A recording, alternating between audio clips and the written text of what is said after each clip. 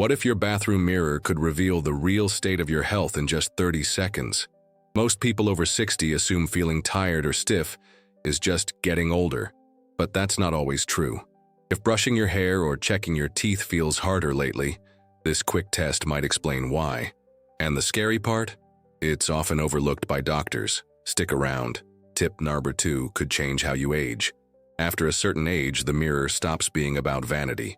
It becomes something deeper, a kind of daily truth check. It reflects more than just our appearance. It reflects our vitality, and if we're willing to really look, it can reveal what even the most advanced lab test might miss. Dr. Shigeki Hinohara, the Japanese physician who lived to 105, believed in the power of simplicity. He didn't rely on complicated machines to assess someone's health. He watched how they walked, how they sat, how they stood in silence. Posture, he said, tells the story of your inner organs. A drooping shoulder might suggest fatigue in the liver. A slouch could mean weakened core muscles or even emotional grief. The body whispers before it ever cries out. That's where the mirror comes in. A simple 30-second practice each morning can give you more insight into your health than hours of guesswork.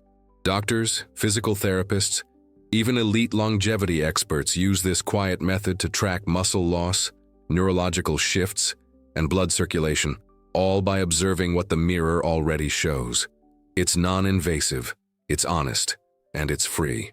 Dr. Peter Attia, one of the world's leading voices on healthy aging, often says, aging doesn't begin with disease, it begins with decline. Quiet, functional decline. Not being able to reach as far. Losing balance when you close your eyes. Feeling your body slow down, even when your mind still wants to go. The tragedy is not aging itself, but when we ignore these signals until they become irreversible. But here's the good news. The earlier you notice, the more you can restore. You are not powerless. Not at 60, not at 70, not even at 85. Because inside you, beneath the stiffness, beneath the fatigue, there's still a spark, a will to move, a body that wants to heal. In this video, we'll show you 4 signs to look for in the mirror. 4 clues your body has been offering, perhaps for months or even years. And most importantly, we'll show you how to respond. Because it's never too late to begin again. Never too late to stand taller, breathe deeper, and feel stronger. This is not a lesson in appearance. It's an invitation to awareness. The mirror doesn't judge. It reflects. And if you learn to read its quiet language, it can become one of your most trusted tools for aging with dignity.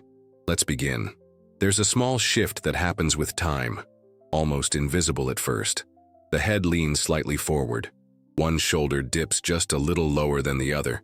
The hips begin to turn just enough to throw the whole body out of balance. It doesn't hurt. It doesn't even feel wrong. But it changes everything. Most people don't notice this change. They go about their day, walking, sitting, reaching, unaware that their body is slowly adjusting itself around a hidden imbalance. But if you were to pause, stand barefoot in front of a mirror, and really look, not at your clothes, not at your hair, but at the way your body holds itself, you might see it. One shoulder higher, a chin that leans, a hip that carries more weight than it should. What does this mean? More than we think. This kind of misalignment often signals something deeper, a weakening of the core, a loss of proprioception, the body's natural sense of where it is in space. And sometimes, it points to the early stages of neurological decline. The body forgets how to hold itself, and the person doesn't notice until they stumble or worse, fall. We're told this is normal, just part of getting older. But that's not the full story. In Okinawa, where elders live into their 90s with grace and strength, you'll see something different. Their spines are upright. Their movements are intentional. They bend to garden. They walk without support. Not because of better genes, but because of a different rhythm of life. One that keeps the body in harmony with itself. There's a quiet test you can do if you're open to it. Stand in front of the mirror. Close your eyes. Let your body settle naturally. Then open your eyes and observe, gently, without judgment. Are your shoulders even? Is your chin centered? Do your hips feel balanced? This isn't about criticism. It's about awareness. Because how your body lines up in the mirror is how your organs are lining up inside. Misalignment isn't cosmetic. It's systemic. A tilted pelvis might affect digestion. A drooped shoulder could influence how you breathe. The outside and the inside are never separate. And if you see something today, something small, something new, it's not a sign of failure. It's a gift. It means you've caught it early. It means you still have time to respond. It means your body is speaking to you. And this time, you're listening. Sometimes the face says what the body hasn't yet found words for. A slight droop in one cheek. A smile that's fuller on one side than the other. A jaw that clenches too tightly, even in sleep. These are not just signs of stress or time. They may be quiet messages from the brain itself. We're used to seeing facial changes as purely aesthetic. A sag here, a line there. But beneath those visible signs lies something deeper. The tone and balance of our nervous system. The muscles of the face, so delicate and expressive, are directly connected to the vagus nerve, one of the most powerful highways between the brain and the body. This nerve doesn't just influence digestion and heart rhythm. It also governs mood, speech, facial movement, and emotional expression. When it's strong, the face appears open and balanced. When it weakens, small asymmetries emerge, barely noticeable at first, but deeply revealing. Chronic stress, inflammation, and even loneliness can gradually dull the tone of this nerve, and that dullness shows up in the mirror, not in loud ways, but in soft cues. One side of the mouth that lifts less when you smile, a tendency to chew more on one side, a shadow of tension that never quite leaves the jaw. These are not cosmetic concerns. They are functional signals. A 73-year-old woman once shared that her left cheek had begun to soften more than the right. No pain, no paralysis, just a subtle change. She didn't panic. Instead, she began humming gently each morning, a vibration that stimulates the vagus nerve. She chewed slowly on her left side during meals. She breathed more deeply, spoke aloud more often, and noticed something remarkable. Over the weeks, her face began to return to balance, not for beauty's sake, but because her nervous system was healing. This is the quiet power of observation. You can notice if one eyebrow rises higher, if your smile is uneven, if the effort to show emotion feels less natural on one side. These are not flaws, they're messages. The brain speaks through the face. You just have to look closely enough to hear it. And once you do, you realize the face is not just how the world sees you. It's how your health reveals itself to you. Every wrinkle, every shift, every soft fold, they carry meaning. And if you treat them not with judgment but with curiosity, you begin a different kind of care. A care that starts not with fixing, but with listening. They've carried you through life, across kitchens and gardens, down hospital corridors, into celebrations and out of heartbreaks. Your legs have known effort, resistance, and movement, but they also know silence. The kind of silence that creeps in when the blood slows, when the nerves weaken, when something deeper begins to shift inside. Many don't think to look at their legs in the mirror. The face draws the attention, the posture raises concern, but the legs, especially after 60, become a canvas for quiet alerts. A bit of swelling around the ankle, a patch of purple behind the knee, one calf looking slightly puffier than the other.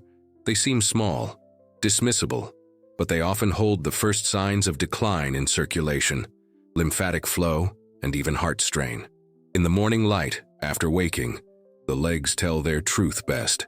The shape of the ankles, the tightness of the skin, the color on the surface. These signs aren't about appearance, they're about function.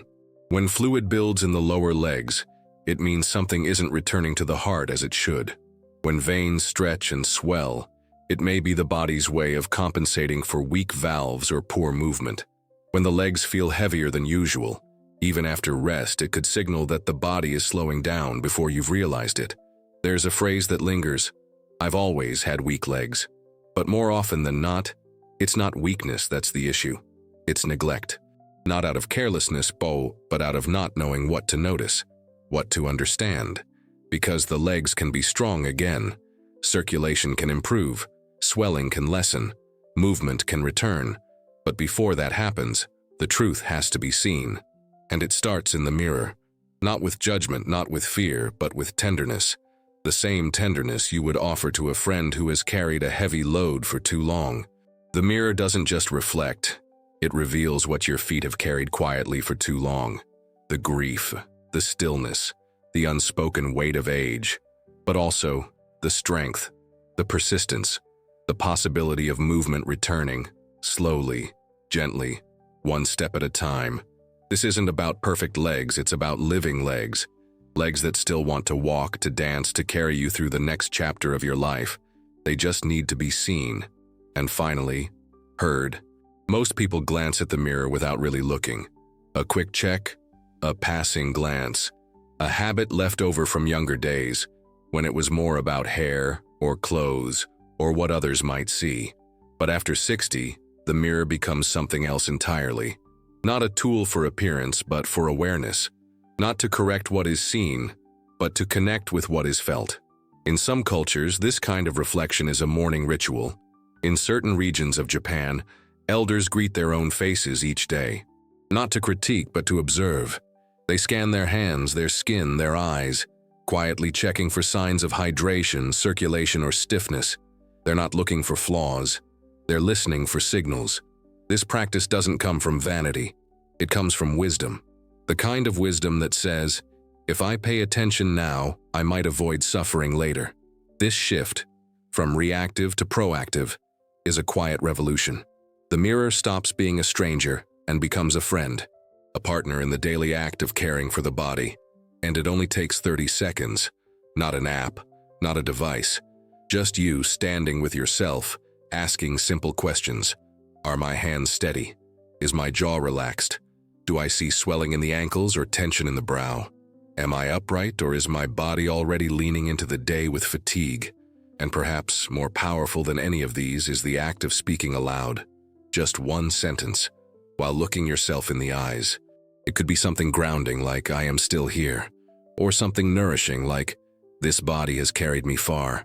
The voice, when combined with visual attention, activates more than just thought. It activates breath, balance, emotional grounding, and presence. It reconnects you with yourself. Not the younger self you used to be, but the wiser one you've become. Your mirror can be your most honest friend, if you learn to ask the right questions. Not questions of beauty, but of balance. Not questions of age, but of vitality. And above all, questions of honesty. Because the body speaks every day.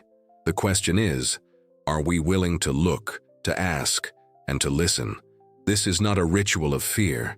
It's a ritual of respect for the life that's been lived, for the years still to come, and for the quiet, everyday miracle of still being here, still able to see, still able to begin again. There's something almost sacred about the quiet of early morning. Before the phone rings, before the world makes its demands, there's a moment, and still and unclaimed, where it's just you and your reflection. The light is soft, the silence generous, and in that moment, the mirror becomes more than a household object. It becomes a kind of companion, a witness, a reminder. At a certain stage in life, health stops announcing itself in dramatic ways. Instead, it hides in the subtle, in the way you tilt slightly forward when walking, in the heaviness of your eyelids before noon, in the memory that fades just a little too quickly. These aren't medical emergencies. They're clues, small, quiet signs that something inside is shifting.